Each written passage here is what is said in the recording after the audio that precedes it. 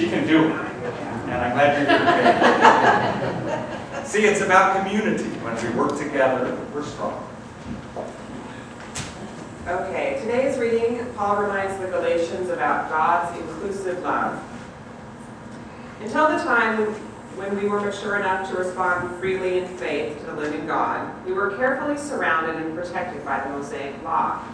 The law was like those Greek tutors with which you are familiar, who escort children to school and protect them from danger or distraction, making sure the children will really get to the place they set out for. But now you have arrived at your destination. By faith in Christ, you are in direct relationship with God. Your baptism in Christ was not just washing you up for a fresh start. It also involved dressing you in an adult faith wardrobe. Christ's life, the fulfillment of God's original promise.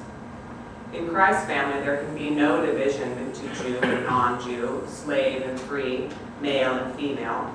Among us, you are all equal. That is, we are all in common relationship with Jesus Christ.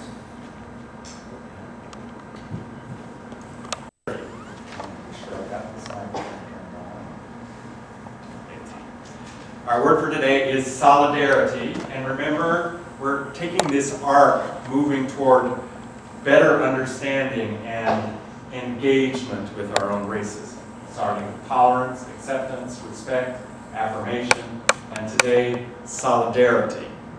Next Sunday, on Palm Sunday, we're going to talk about critique and action. So you can see the flow from a kind of passive stance of tolerance into one of being in the midst of it. Well, today, solidarity, this is the definition that was given in the materials that I had from the Connecticut conference of the UCC. And it said, solidarity is a harmony of interests and responsibilities among individuals in a group. Again, talking about that way of coming together and being stronger. We've seen the word solidarity used in lots of different ways. Most commonly in the union movement in this country, solidarity, that's where the first symbol comes from.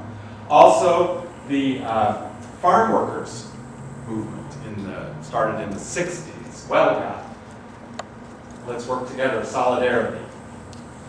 Black Lives Matter is a recent example of calling for solidarity with people who are seeking justice, who are other than us, most of us in this room.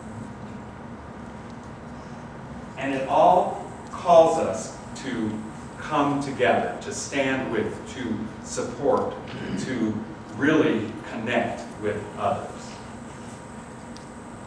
The reading from Galatians is interesting to me because it's one of the few places where it's spelled out clearly. There is no distinction. I think we get it from Jesus' teachings in the Gospels. We understand that he's saying everybody is included. But Paul, one who was an outsider, one who persecuted Christians or followers of the way of Jesus until his transformation on the road to Damascus, Paul is very clear about this fact. And I think probably because he was an outsider who saw the light, so to speak, quite literally in his case, he understands better how much it means that everybody is included. And it's very clear in this passage from Galatians that all means all, not just some. It means everybody.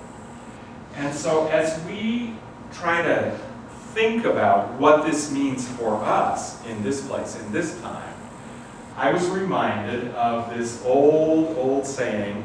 It has been attributed to St. Augustine. I think they've pretty much figured out it wasn't his. But it's one that many Christians use, and it's in the UCC Statement of Faith. In essentials, unity. In non-essentials, liberty. In all things, charity. Well, the UCC has put a little bit of a twist on that, where they say, in non-essentials, diversity. I think this is a very important distinction between liberty and diversity. And what we're saying is that in the non-essentials, the broader the range of what people think, the better off we are when we get more input to the pot that we're, the pot of community that we're building, that it's better for us. It makes us stronger when we embrace that sense of diversity. And it makes me want to change the meaning of solidarity, to add to it. Harmony of interests and responsibilities among individuals in a group where focus is outward beyond ourselves. And I think it's critical for us as we explore our own engagement with racism that our vision be directed outward as well as inward. We're doing self-searching. We're looking in our own selves, seeing where we are, what we think, what we feel, how we act. And the result of that is this switch to an outward view. It takes a turn looking outward. So I want to think again about solidarity and ask if you can think of times when you have stood in solidarity with someone, or someone has stood with you in solidarity, that were critical to your thinking, that really impacted you. Does anybody have a little vignette they can think of?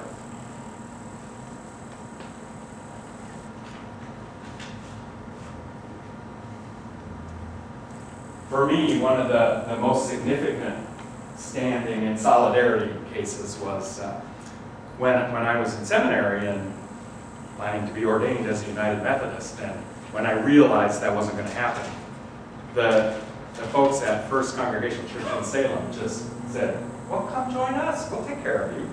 And it was a true act of solidarity. They said, we honor your gifts. And in fact, when they received me into membership in that church, Pastor Gail McDougall, who some of you know, was my colleague there, she said,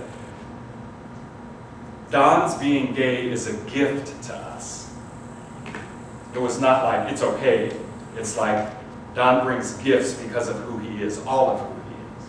And so that kind of solidarity is, I think, what we're looking for. We're trying to find ways in a number of areas in our lives where we can say, yes, I embrace you, all of you. I don't just tolerate you, but I stand together with you. So as you go through the week, think about ways that you can be in solidarity and ways in which people are in solidarity with you. It doesn't have to be a big monumental issue. It can be a small issue. But it's a significant piece of our journey to engaging with racism.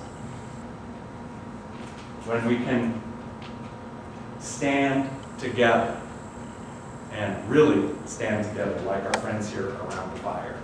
Not just standing there, but standing there. Amen.